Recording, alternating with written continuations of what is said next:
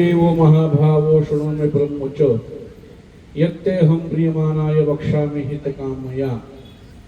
आम्ही मागील जे निरूपण केले ते तुझे अवधानाची पाहिले तव टाचे नवे भले पुरते आहे। प्रस्तुत प्रसंगी प्राप्त स्थळी सेवेकरता घेतलेली श्लोक श्रीमद गीता नाम ज्ञानेश्वरी मधील 10व्या अध्यायातील पहिल्या क्रमांकाचा श्लोक आहे। प्रवचन कृती सेवेकरता प्रारंभ करण्यापूर्वी ज्ञानोबा तुकोबरायांचं वंदन, गणपती बाप्पाचं वंदन करवायचंय। जयांचे गेली या स्मरण होय सकळ विद्यांचे अधिकरण तेच वंदू श्री चरण सेवूंचे ते नमस्कारोनी आता काय माझी वाणी मानेल संतांचे रंजवू चित्तासे आपुलिया। माझी वाणी तुझे वर्णे गुणनाम ऐसे देई प्रेम काही कळा मस्तकही पायावरी वारकरी संतांच्या सेवे लागी सेवक झालो तुमच्या लागलो निज चरणा। अहो स्वामी तुकिया देवा यावरी न करावा भेद।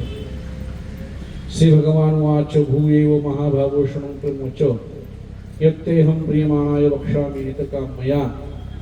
भगवान म्हणतात हे महाभावो माझ्या भाषणाने संतुष्ट होणाऱ्या तुला तुझ्या हिताच्या दृष्टीने जे मी आणखी काही सांगत आहे ते माझे श्रेष्ठ भाषण तू ऐक। भूयेव महाभावो हे महाभावो शृणु ऐक श्रवण कर। परम वच जे तुझ्या हिताचं आहे वचन आहे ते तुला श्रेष्ठ वचन मी तुला सांगतोय ते तू श्रवण कर। सरळ सरळ भावार्थ पाहिला अखंड हरिनाम सप्ताह 22 वर्षाची पूर्णता 23 वर्षामध्ये पदार्पण 23 वर्षाची वाटचाल असलेला हा अखंड हरिनाम सप्ताह सांगपाड्यातील एकमेव सप्ताह आहे। एकमेव करण्याचं कारण असं आहे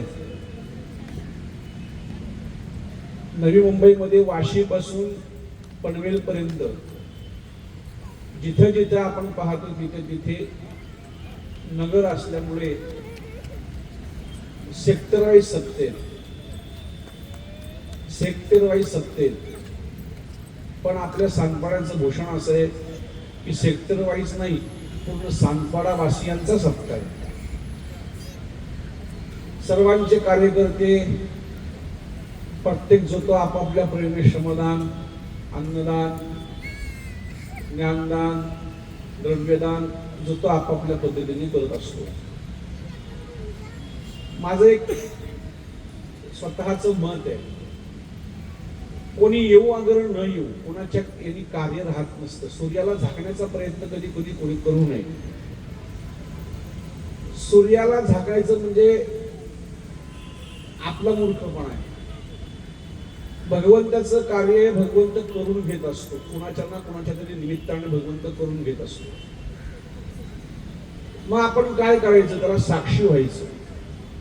आपण काय करायचं साक्षी व्हायचं की ह्या कार्यामध्ये मी साक्षी रूपाने इथे होतो बा। मग साक्षी रूपाने नुसतं न राहता आपण त्या कार्यामध्ये सहभाग जर घेतला त्या कार्यामध्ये जर आपण ओतून घेतलं तर तो आनंद आपल्याला द्विगुणित होत असतो।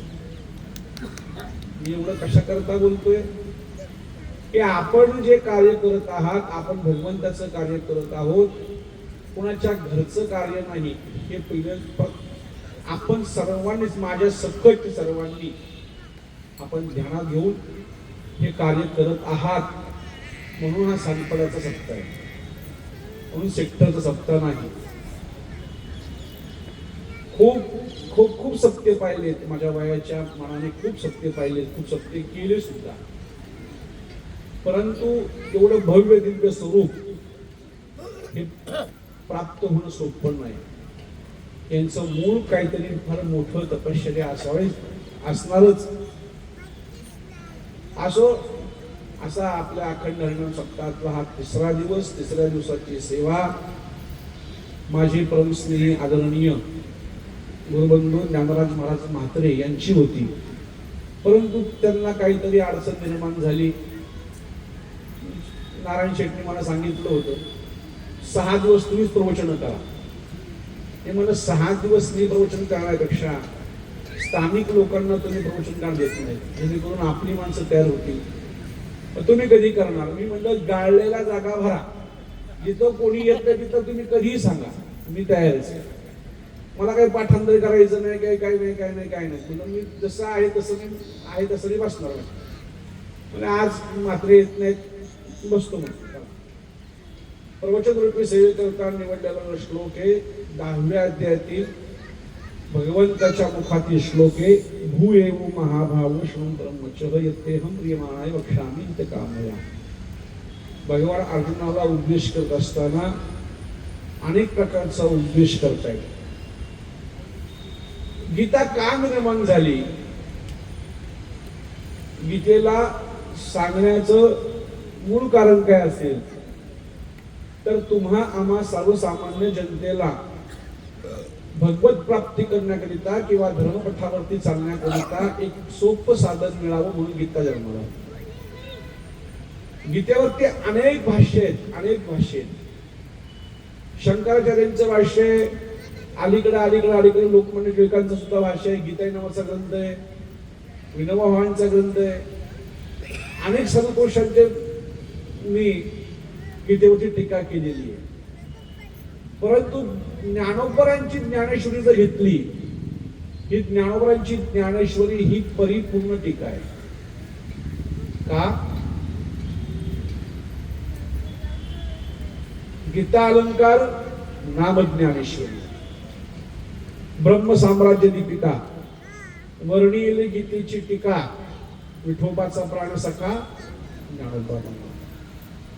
आता परंपरा कशी आहे? आदिनाथ गुरु सकळ सिद्धांचा, मच्छिंद्रतयाचा मुख्य शिष्य मच्छिंद्राने बुद्ध गोरक्षास गेला, गोरक्ष बळला गहिनीपती, गहिनी प्रसादे निवृत्ती दातार ज्ञानदेव सार. एक शिष्य एक गुरु, एक शिष्य एक गुरु, एक शिष्य एक गुरु, अशी परंपरा चालू होती. मग ही परंपरा कुठेतरी खुंटीत केली पाहिजे, खोलली पाहिजे. इतिवेतमचे शास्त्र हे जगाला कळावं या उद्देशाने ज्ञानोबरांनी हे जगाचं इति भांडार जे आहे ते खुल्लं केलं. यात मोठी एक गंमत आहे. ज्यावेळेस कांदिवलीला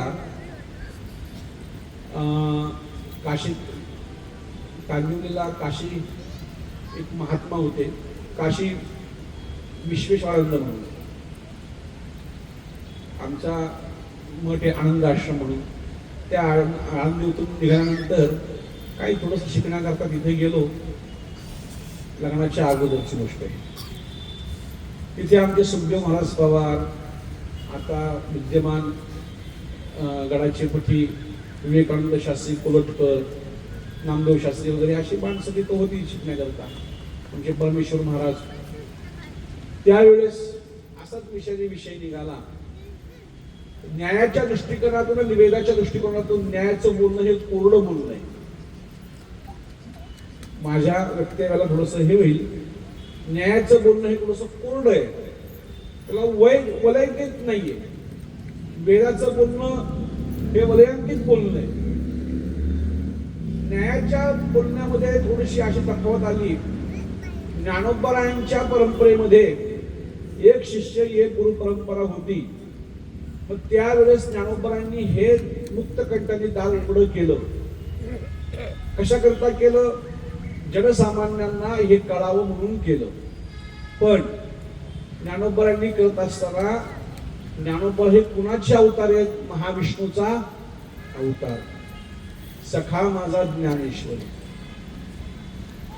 मग ज्ञानोबरांचे गुरु कोण?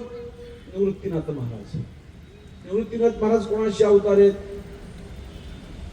निवृत्ती महाराज सदाशिवाचा अवतार, सखा माझा ज्ञानेश्वर. अशी जी परंपरा तपासली, भगवान शंकर गुरु होतात, भगवान विष्णू शिष्य होत आहेत. का? संप्रदायामध्ये एक वैशिष्ट्य आहे. संप्रदायामध्ये असं वैशिष्ट्य आहे की वैष्णव आणि शिव हे दोन्ही एकत्र जर सांगा पुढे लाभला असेल तो वारकरी संप्रदाय. आपण पांडुरंग परमात्म्याची मूर्ती पहा.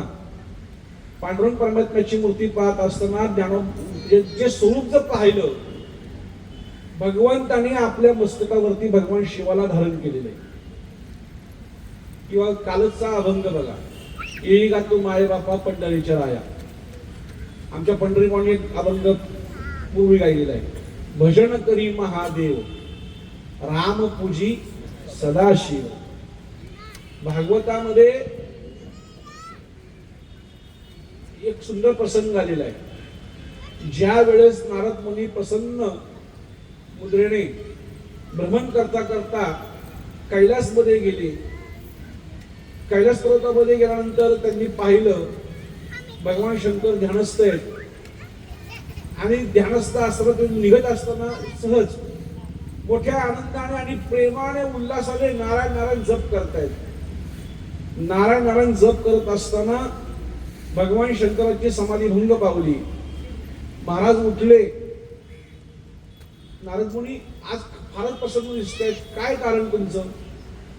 नारद मुनी म्हणतायत की देवा, मृत्यूलोकामध्ये गेलो, गोकुळामध्ये गेलो आणि गोकुळामध्ये गेल्यानंतर त्या भगवंताच्या बाललीलाचं स्वरूप पाहिलं आणि बाललीलाचं स्वरूप पाहता पाहता तो आनंद झालाय. तो आनंद माझ्या गगनात मावेल. भगवंताने विचारलं की भगवंत जन्माला आले, बाललीला करतायत? हो. त्या बाललीलाचं स्वरूप मलाही पाहायचंय. म्हणून भगवंताने संन्यासाचं रूप धारण केलं आणि मातेच्या नंद महालामध्ये आले आणि मातेला हाक मारतायत. कोण आहे का? विश्राम देई. जोगी आलेला आहे. कथा सर्वांना माहितीये. त्यावेळेस बराच विलंब झालाय. अंतरपणाने भगवंताला प्रार्थना करतात की हे देवा, तुमचं स्वरूप पाहण्याकरिता मी इथे आलेलो आहे, स्वरूप पालटून मला दर्शन द्या. त्यावेळेस भगवान म्हणतात की देवा, दर्शन देणारा मी नाही, आता हे स्वरूप आईकडे कहाणे, आईच्या मनावरती आहे. मग योग मायाला उत्थापन केलं. योग मायाला सांगितलं की योग माया जा आणि दर्शन दे. त्यावेळेस योग माया धावत आली आणि यशोदा मातेची समजूत घातली. भगवंताला बाहेर आणलं. बाहेर आणल्यानंतर भगवान म्हणते की मला चरण स्पर्श द्या. परंतु पहिल्यांदा योग मायाने काय केलं? जोगी जे झाले होते त्यांची चरण धुवून भगवंताच्या मस्तकी लावली आणि नंतर हात लावून दिला. कोण कुणाला श्रेष्ठ आहे हे सांगू शकत नाही. एकमेकाच्या एकमेक हृदयामध्ये आहेत. तसं भगवान शंकर विष्णूची पूजा करतात आणि विष्णू भगवान शंकराची पूजा करतात. त्याच्यामध्ये भेद, हरिहरा भेद नका करू वाद. वाद करायचं कारणच नाही. मग ह्या संप्रदायामध्ये एक शिष्य एक गुरु परंपरा असताना ज्ञानोबरांना असं वाटलं की आपण ज्या वेळेस एक कोटी करतात बघा, चैतन्य महाराज फार मोठी कोटी करतात. चैतन्य महाराज असे म्हणतायत 5000 वर्षापूर्वी गीता जन्माला घातली. कोणी घातली? कोणी घातली? भगवंताने घातली. भगवंताच्या मुखातून जे अक्षर वरली तिथं नाम गीता आहे. मग ती गीता ज्या वेळेस जन्माला आली किंवा गीता रहस्य ग्रंथ आपल्यापर्यंत आला, त्यावेळेस भगवंताने गीता सांगितली कोणाला? अर्जुनाला. अर्जुनाचं निमित्त आहे. अर्जुनाचं निमित्त आहे. नाम आपल्या सर्वांना सांगितलेली. बर, आपल्या सर्वांना सांगत असताना अर्जुन निमित्त झालेले आहेत. गीता रहस्य जो ग्रंथ, जो गीता जो आहे, ती गीता आपल्याला समजली का? नाही समजली. का नाही समजली? भगवंताची भाषा आहे. भगवंत बोलतायत. भगवंत बोलत असताना कठीण स्वरूपामध्ये भगवंत बोलतायत. भूयेवो महाभावो. जो संस्कृतचा विद्वान पंडित असेल तो अनेक त्याचे अर्थ काढतात ना, अनेक अर्थ निघतात. मग ही गीता ज्या वेळेस आपल्याला मिळाली किंवा भगवंताने आपल्याला सांगितली, त्यावेळेस ही गीता एकतर विद्वानांकरता एक ते विद्वानांकरता म्हणजे साधू पुरुषाकरता आहे. मग भगवंताचा अवतार साधू पुरुषाकरताच आहे का नाही? भगवंताचा अवतार भक्तांकरता आहे, साधू पुरुषाकरताच आहे, संतांकरताच अवतार आहे. कालच महाराज बोलून गेले, भक्ता राखे पायापाशी दुर्जनाशी संवारी. मग दुर्जन आहेत का आपण? नाही. आपण दुर्जनही नाही आणि सज्जनही नाही. सज्जन म्हणावं तर अंतःकरणातली भरपूर असे क्लेश आहेत. आपण सज्जनही नाही आणि दुर्जनही नाही. मग मधला जो दुवा जो आहे त्याचं नाव आहे माणूस. मग त्या माणसाला उद्धारणा करण्याकरिता ज्ञानोबरायांचा अवतार आहे. लोपले ज्ञान जगी इथं निनती कोणी, अवतार पांडुरंग नाम ठेविले ज्ञानी. त्या ज्ञानोबरायांनी मग भगवंताची भाषा जे भगवंताला सांगायचं होतं ते श्लोक रूपी भगवंत काही वाक्य बोलून गेले, काही कमी अधिक बोलून गेले. परिपूर्ण करण्याकरिता ज्ञानोबरायांनी ज्ञानेश्वरी ग्रंथ निर्माण करून मुक्त कंठाने उपदेश केलेला आहे. ज्ञानदेव सारच उदविले. मग प्रथम अध्यायामध्ये ज्या वेळेस गीता निर्माण झाली त्यावेळेस भगवंत काय कशा, गीता 2 शब्दावरती बघा, गीता 2 शब्दावरती, तिसरा शब्द नाही. गीतेचा पहिला शब्द घ्या आणि शेवटचा शब्द घ्या, या 2 अक्षराच्या मध्ये गीता आहे. काय शब्द आहे? धृतराष्ट्र उवाच धर्मक्षेत्रे कुरुक्षेत्रे समवेता.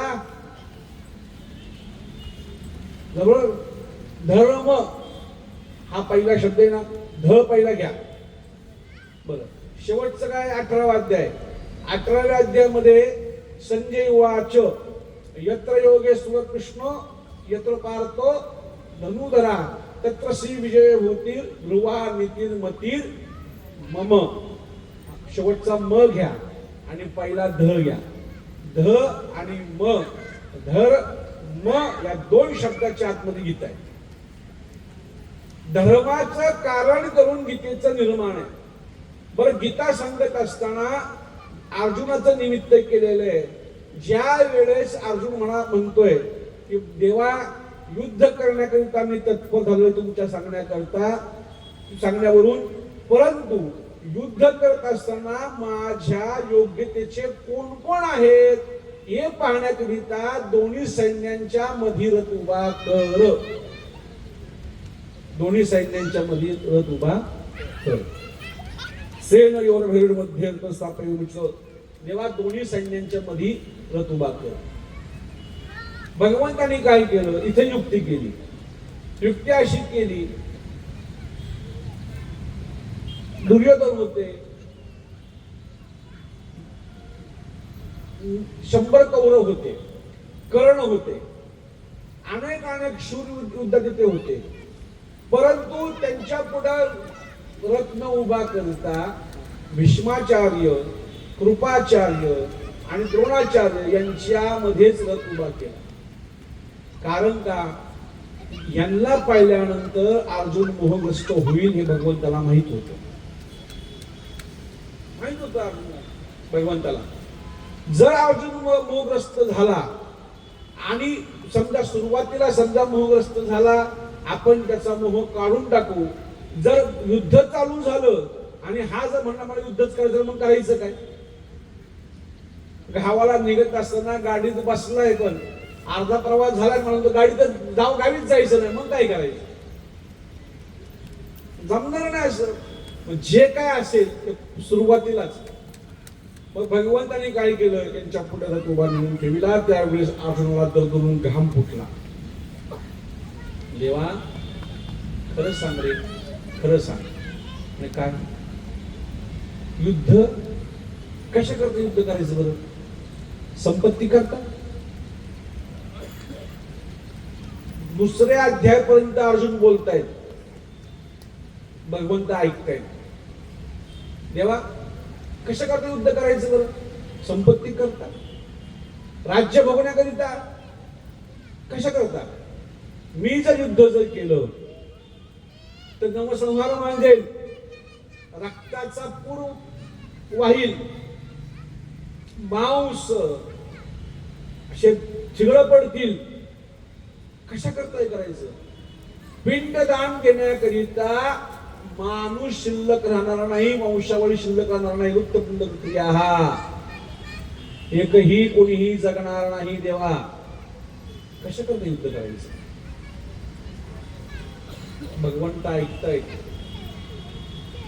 त्याच्यामध्ये दुसरा युक्तिवाद अर्जुन काढला. देवा ऐका, ज्या वेळेस आमची कुळ उत्पन्न होत नव्हतं,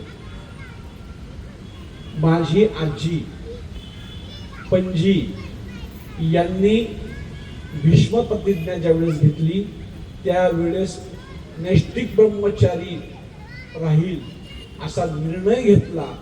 त्यावेळेस आमची वंशवृत्ती झालेली. देवा ज्यांनी आमच्या कुळाचा सांभाळ केला, ज्यांनी आम्हाला वाढवलं, ज्यांनी आम्हाला शिक्षण दिलं, ज्यांनी आम्हाला पोसलं, त्यांच्याकरता युद्ध करू. मी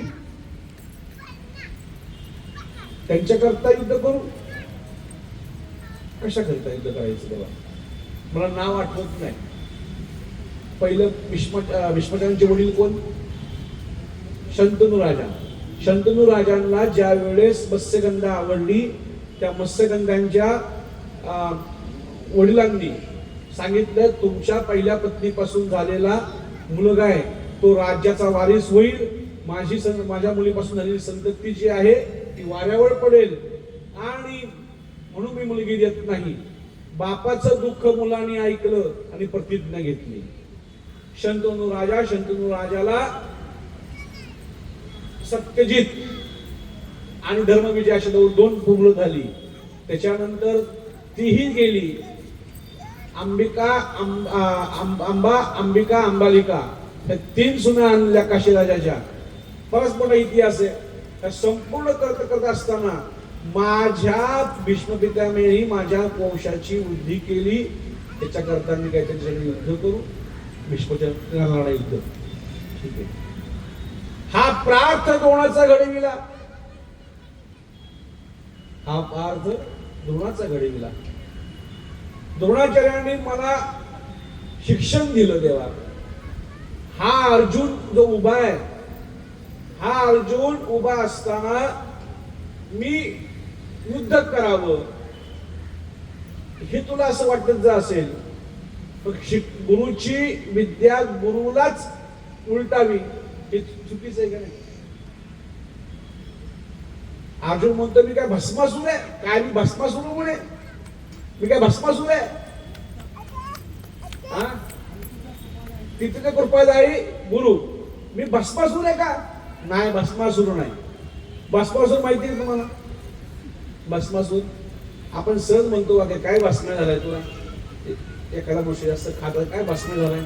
भस्मासूर नावाचा एक दैत्य होता. त्याने तपश्चर्या केली. भगवान शंकराला प्रसन्न करून घेतलं आणि सांगितलं की ज्याच्या डोक्यावरती मी हात ठेवेल तो भस्म झाला पाहिजे. भस्म झाला पाहिजे असं म्हटल्याबरोबर भगवंतांनी म्हणले ठीक आहे म्हणे वा तथास्तु म्हटले. तथास्तु म्हटल्यानंतर आता परीक्षा घ्यायची. कोणाच्या डोक्यावरती हात ठेवायचा? ज्यांनी वर दिलाय त्याच्या डोक्यावरती हात ठेवला तर येईल. ज्यांनी कृपा केली त्याच्यावरतीच अकृपा करायची. हे काही भस्मासूर नाही. देवा मी युद्ध करणार नाही. 2 अध्याय भगवंत अर्जुन बोलत होते आणि अर्जुन बोलता बोलता भगवंत ऐकत होते. मग खरपडी समाचार कार्पण्य द्वेषोपासून भगवान सुरुवात केली. कार्पण्य द्वेषोपत अस्वार. काय समजतोस स्वतःला? काय समजतो स्वतःला? हे युद्ध तू करतोयस? युद्ध तू नाही करतोयस. युद्ध घडवणारा सुद्धा मीच आहे, मारणारा मीच आहे, जन्म देणारा सुद्धा मीच आहे. असं बोलता बोलता बोलता बोलता बोलता बोलता बोलता 9व्या अध्यायापर्यंत भगवंत आले. राजविद्या राजगुह्य पवित्रम विनमुक्तम. पहिल्या अध्यायामध्ये बोलले नाही, दुसऱ्या अध्यायामध्ये बोलले नाही, तिसऱ्या अध्यायामध्ये कर्म सांगितलं, 4थ्या अध्यायामध्ये सांगितलं, 7व्या अध्यायामध्ये ज्ञान विज्ञान सांगितलं, 9व्या अध्यायामध्ये राजविद्या राजगुह्य सांगितलं, भक्तीची मात्रा सांगितली. अनेक प्रश्न भगवंताला विचारले. संतांचं महत्व काय, संत कसे असतात वगैरे वगैरे सगळं बोलता बोलता अर्जुनालाच का गीता सांगावी, अर्जुनालाच का गीता सांगावी, दुसरं कोण होतं का? भीष्माचार्य होते, कृपाचार्य होते, अनेक अनेक कुंती होती भक्त, अनेक अनेक अनेक अनेक भक्त होते, पण अर्जुनालाच का गीता सांगावी? अर्जुनाला गीता सांगण्याचं एकच कारण आहे, ज्ञानोबरायांनी भरभरून वर्णन केलेलं आहे, हा अगस्तीचं दुसरं अगस्ती ऋषी, अगस्त ऋषी असे होते. आता आतापी वातापी आणि इलवर हे 3 राक्षस होते. त्याला 3 राक्षस असे होते, त्यांचा धंदा होता, कॅटरिंगचा व्यवसाय होता. कॅटरिंगचा व्यवसाय, जेवण बनवायचं, एकाने दुकानावरती थांबायचं, या या कोणीही या, फुकट जेवण आहे, भरपूर खा, एकही पैसा लागणार नाही. एकाने तिथे थांबायचं, आरडाओरडा करायची. लोक आतमध्ये गेले का एकाने अन्न बनवून त्यांच्या पोटामध्ये प्रवेश करायचा, एकाने वाढायचं, एकाने वाढायचं, एकाने अन्न म्हणून प्रवेश करायचा. यांनी बोलवलं, लोक आली का आतमध्ये गेल्यानंतर याने म्हणायचं, ए बाहेर ये रे, असं म्हटल्यावर तो पोट भरून बाहेर, पोट फाडून असा बाहेर यायचा. हे 3 भाऊ होते, आतापी वातापी आणि इलवर. सहज अगस्त ऋषींना ते कळालं की नरसंहार चाललेला आहे, हे 3 जण भावे त्यांनी दुकान टाकलेले, लोकांना फसवतायत आणि हे मारतायत. मग यांनी सांगितलं की आपण तिथे जायचं आणि यांच्या नायनाट करायचा.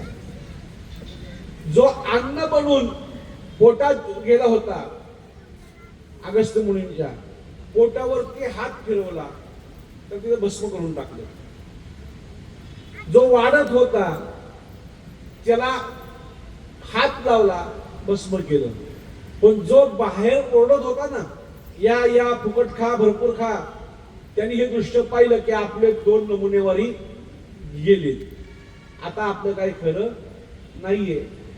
मग हा पळाला तर पळाला, हा लपून कुठं बसला?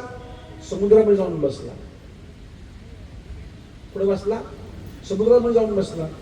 समुद्रामध्ये गेल्यानंतर अगस्त मुनींनी पाहिलं की हा समुद्रामध्ये बसलेला आहे. अगस्त मुनींनी एका घोटामध्ये संपूर्ण समुद्र प्राशन करून घेतला. एका घोटात. किती घोटामध्ये? आपल्याला ग्लास संपत नाही. एका घोटामध्ये अगस्त मुनींनी संपूर्ण समुद्र प्राशन करून घेतला आणि त्या राक्षसाला ठार मारलं. जसं त्या अगस्त मुनींनी समुद्र एका घोटामध्ये प्राशन केला, तसा हा ज्ञानाचा समुद्र प्राशन करण्याची ताकद कुणाकडे असेल? फक्त अर्जुनाकडेच आहे. ज्ञानोबरामध्ये हा अगस्तीच दुसरा, अगस्ती मुनींच्या सारखा हा ज्ञानाचा समुद्र घेणारा अर्जुन आहे, म्हणून त्याला गीता सांगितली. मग सांगत असताना 9व्या अध्यायापर्यंत झाले. गीतेचे अध्याय 18 आहेत. गीतेचे अध्याय 18 असल्या कारणाने 9व्या अध्यायापर्यंत ज्ञानोबराय आले, म्हणजे पूर्वखंड पूर्ण झाला. आणि पूर्वखंड पूर्ण झाल्यानंतर 10व्या अध्यायामध्ये प्रवेश करणार.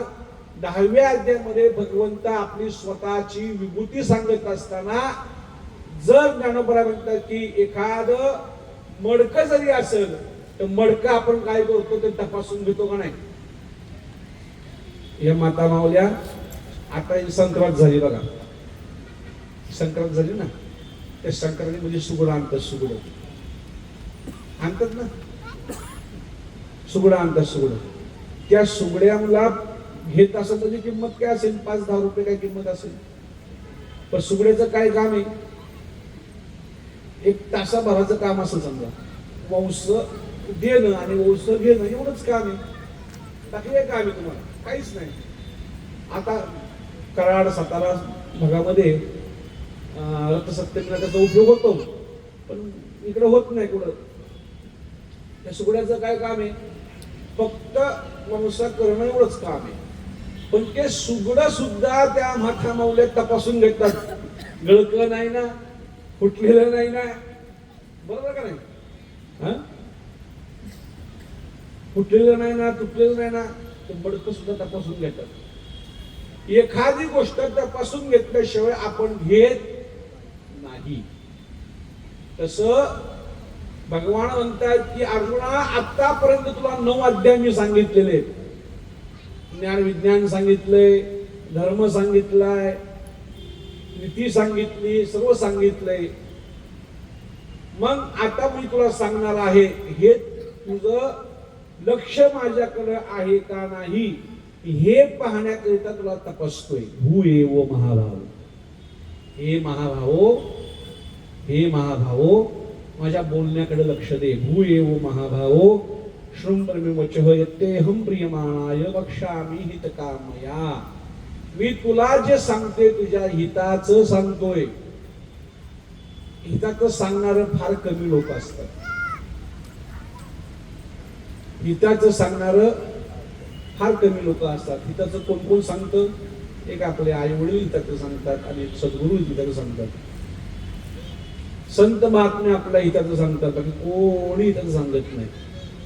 खड्ड्यात घालणारे पुष्कळ लोक आहेत, पण खड्ड्यातून वर काढणारे फार कमी लोक आहेत. खड्डा आहे हे माहिती आहे आपल्याला, पण आपल्या डोळ्यावरती अंधकाराची मायेची पट्टी असल्या कारणाने त्या खड्ड्यामध्ये जाण्याचा आपण प्रयत्न करतो. मग तो खड्डा आहे हे दर्शवण्याकरिता संत महात्मे आपल्याला कृपादान करून हिताचं सांगतात. अहितापासून काढिती काय पुढं, हित देऊनी वाढविती, नाही श्रुती परविती माऊली जगा. हित कशामध्ये, अहित कशामध्ये, केले उपकार सांगो मी काय, बाप न करी ऐसी माय, धर्मे त्यांच्या देखिले पाय दिले, अक्षय अभय दान गा. हे कशाकरिता? जे संत महात्मे जे आपल्याला आहेत ते हित जोपासण्याकरिता आहेत आणि भगवंत आपल्याला हितच सांगतात. तसं अर्जुन हा सखा आहे भगवंताचा. जे गीतेगोत्तम शास्त्रमाशी बोलून गेलो, द्रोणाचार्याने सांगितलं नाही, कृपाचार्याने सांगितलं नाही, कुणाला सांगितलं नाही. अर्जुनाला सांगितलं का? तर अगस्त्य आहे ज्ञानाचा सागर, तो पत्रू शकतो म्हणून. आणि अर्जुन हा माझा सखा आहे. हे सखेती, हे यादव, हे प्रियती. सखा आहे. सखा वेगळा, सुहृत वेगळा आणि मित्र वेगळा. माझ्या घड्याळाची वेळ पुढे चालली, मी याचं विश्लेषण करत नाही. मित्र कसा असावा, सखा कसा असावा आणि सुहृत कसा असावा.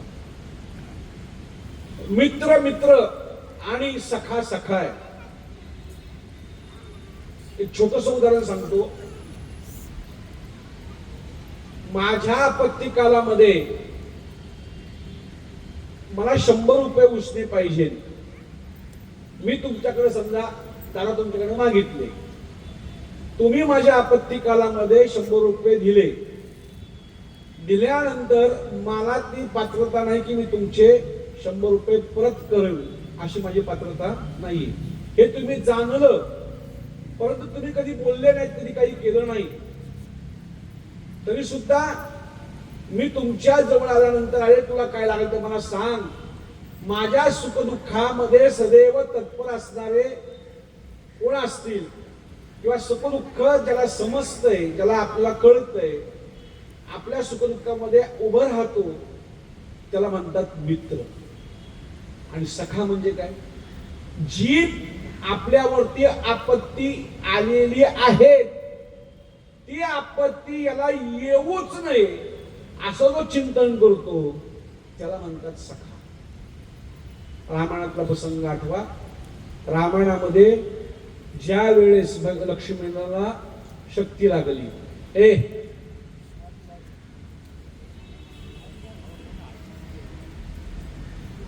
रामायणामध्ये आमची बोलून तर बोलले, तर काय आपलं माहिती आपली बोलण्याची. रामायणामध्ये ते 8वा प्रसंग. लक्ष्मणाला शक्ती लागली. लक्ष्मणाला शक्ती लागल्यानंतर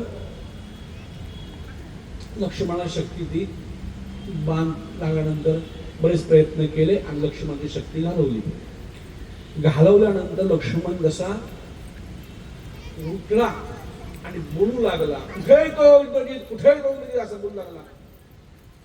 आणि त्यावेळेस भगवंत असे बसले होते, लक्ष्मणाची डोकं आपल्या मांडीवरती घेतलं होतं. लक्ष्मणा लक्ष्मणा लक्ष्मणा असं चिंतन करतायत आणि रडतायत भगवंत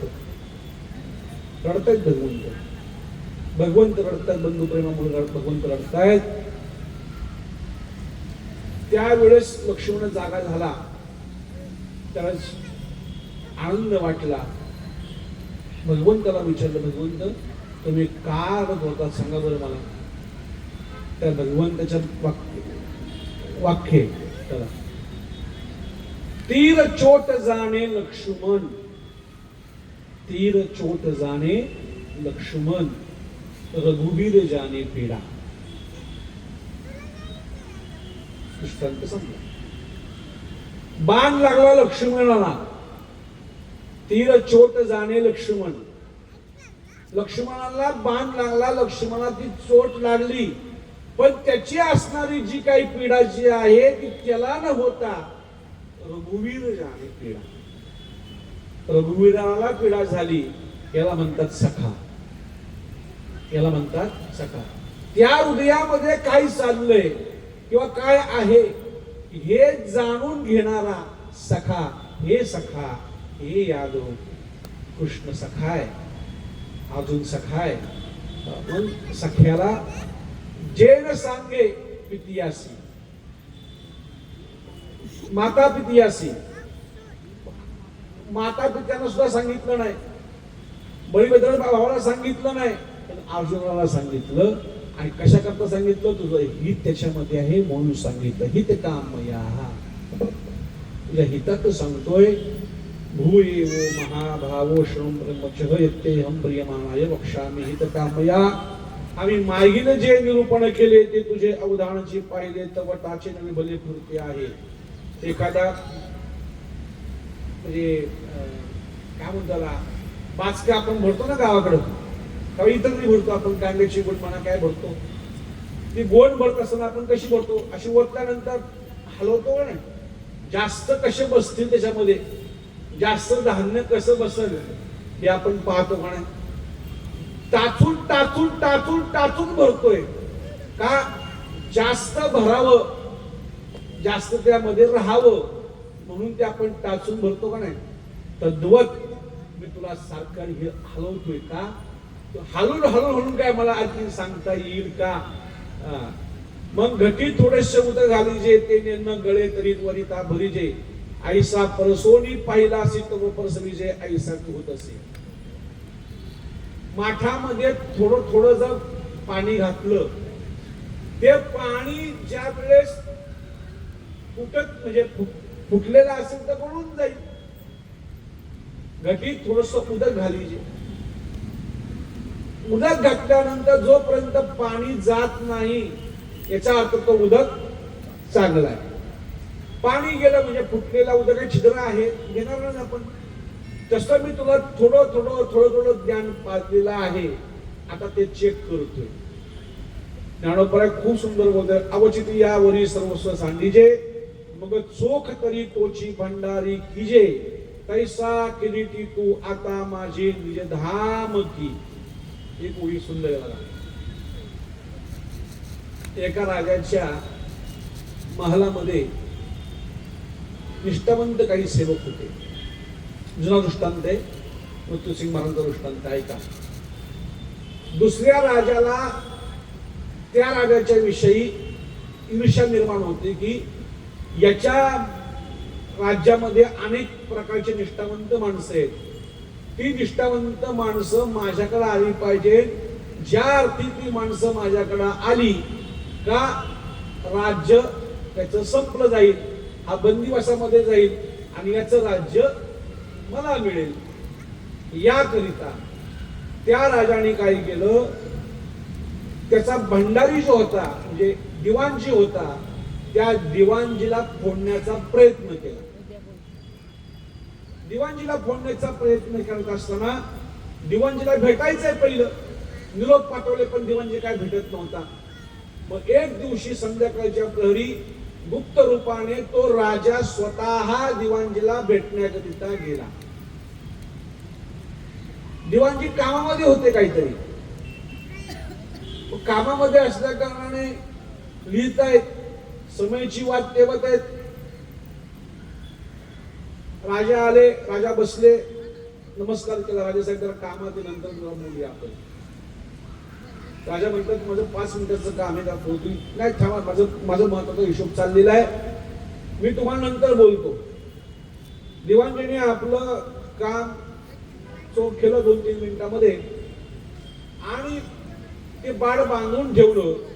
जी समयी जी होती त्या समयीने दुसरी समयी पेटवली आणि ती समयी मी विझून टाकली. पहिली समयी विझून टाकली. राजाच्या ध्यानामध्ये नाही आलं ती गोष्ट. राजा म्हणतो की तेल संपलेलं असं म्हणतो, समयी तर फुल भरलेली आहे. एक समयी जर विझवायची असेल तर ती एक तर खाली असावी, तेल नसावं म्हणून दुसरी समयी पेटवली असावी. जी पेटवली तिच्यामध्ये अर्धी समयी, तेल नाहीये तिच्यामध्ये. जी विझवली ती परिपूर्ण आहे. मग ही का विझवली ती का पेटवली? ध्यानामध्ये आलं ना राजाच्या. प्रधानजी म्हणतात बोला आता काय काम आहे तुमचं, बोला. राजा म्हणतो मी बोलणारच आहे, पण बोलण्याच्या अगोदर तू माझ्या एका प्रश्नाचं उत्तर द्या. म्हणलं काय? म्हणे ही समयी जी होती ती समयी पेटून ही समयी काय विझवली? जी पेटलेली होती ती विझवली का, दुसरी पेटवली का? दिवाणजी हसले. राजा मी जे काम करत होतो ते राजाचं काम करत होतो आणि राजाच्या काम करत असताना ही जी समयी जी आहे ही समयी मध्ये तेल हे खजिन्यातून राजाच्या दरबारातून आणलं गेलेलं आहे.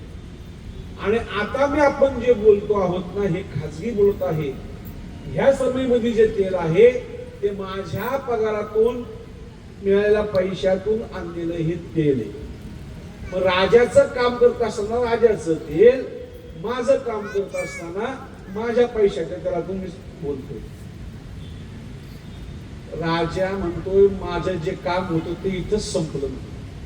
का? मी तुला फोडायला आलो होतो, एवढा निष्ठावंत जर असेल तर मी कसं तुला फोडणार? फोडू शकत नाही. का? राजाच्या कामानिमित्ताने वापरणारी जी समयची आहे ती विझून माझ्या कामाकरता दुसरी समयी लावतो. असा निष्ठावंत जर सेवक जर असेल तर भंडारी फोडू शकतो का? नाही. मग चोख तरी तोची भंडारी कीजे तैसा केली तू आता माझी निधाम. असा चोख, व्यवहार दक्ष आणि निष्ठावंत जो असेल तोच माझ्याकडे लक्ष देईल. भूये व महाराज. अनेक उदाहरण सांगितली. आता अर्जुना असो ही विकडी मज उघड तुझी आवडी म्हणून तृप्तीची सवडी बोलता न पडे. आता मी वेळ उडत नाही. आता अर्जुना मी तुला हे का सांगतो का तुझी मला आवड आहे म्हणून मी तुला सांगतो. आता अर्जुना असो हे विकडी म्हणजे उघड तुझी आवडी, तुझ्याविषयी मला आवड आहे, प्रेम आहे, तू माझा सखा आहेस म्हणून तुला सांगतो. हे ऐक. काय ऐक? तुझ्या हिताच आहे म्हणून ऐक. म्हणून तुझ्या पुढे परत दशमस्कंद अध्यायाला पूर्ण केलं. 9व्या अध्यायापर्यंत पूर्वार्ध. आता उत्तरखंड चालू झाला. 10व्या अध्यायाला सुरुवात करत असताना भगवंतांनी विभूती योग सांगितला. आता इथंच थांबतो. 7 वाजता झालेले आपला वेळ झालेला आहे. झालेली सेवा भगवत चरणी संबोधन करायची. भगवंतालाच विनंती करायची की देवा आमची परमार्थ पटावरती चालत असताना ज्ञानोबा तुकोबरा आदी संतांनी जो मार्ग दाखवला तो निर्विघ्नपणाने आमचा चालत असू द्या. तुझं गोड नाम तूच बुद्धी दे आणि तूच आमच्याकडनं करून घे अशी प्रार्थना करायची. आणि पौष सेवेला इथंच विधान द्यायचं आहे. कुंडली गौराधारी विठ्ठल श्री ज्ञानदेव तुकाराम पंढरीनाथ भगवान की जय. माऊली ज्ञानेश्वर ईश्वर महाराज की जय. श्रीमंत जय गुरु तुकाराम महाराज की जय. अष्टविनायक भगवान की जय. विठ्ठल विठ्ठल विठ्ठल विठ्ठल विठ्ठल विठ्ठल विठ्ठल.